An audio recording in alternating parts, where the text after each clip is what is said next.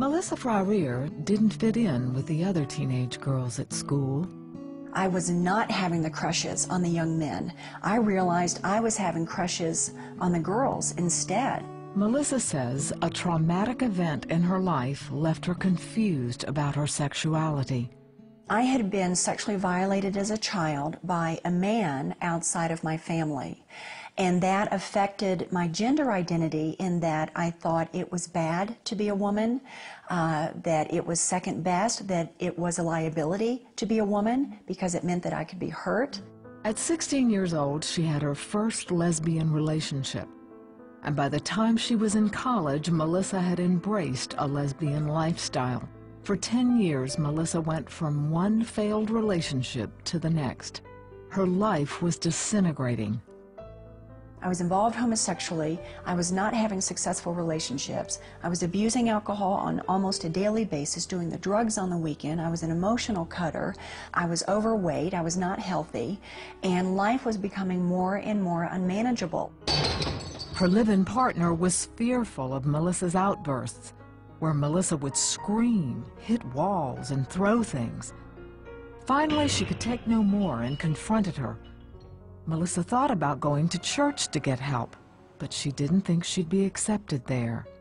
I presumed to know what I thought Christians thought of gays and lesbians, and from a few snapshots through television or stories from some of my friends about their Christian families, I just presumed that all Christians hated gays and lesbians. Melissa's presumptions were tested on a daily basis. Her boss, a Christian man, treated Melissa in a way that was contrary to her preconceptions. Bill was so gracious toward me and kind and respectful, and as we worked together for several years in this professional environment, eventually I knew that he was genuine and safe and trustworthy, and that he genuinely cared for me as a person. After many spiritual conversations with her boss, Melissa asked her live-in lesbian partner to go to church. She said yes. And there was a couple in particular in their 70s, Doris and LJ, who were pillars in this church. And of course they knew, one look at me, I mean, they knew exactly what was going on. And they were like Christ to me and stepped right into my life and scooped me into their arms and knit me into their hearts. Doris and LJ taught Melissa about the Bible and showed her God's love. One day, Melissa responded. I was alone in my bedroom, and I'm just sitting on the edge of my bed and saying those sweet, tender words in the stillness of my heart, Jesus, would you come and be Savior and Lord of my life? And he answered that prayer that afternoon and put a new seed down in my heart that he would begin to grow in ways I never, ever, ever would have imagined. Melissa's partner also made a commitment to Christ, and it took time to work out the complexities of their relationship. When we were so emotionally entangled, emotionally enmeshed and codependent, that was a process of slowly untangling our lives from one another and from the gay and lesbian community that we were a part of.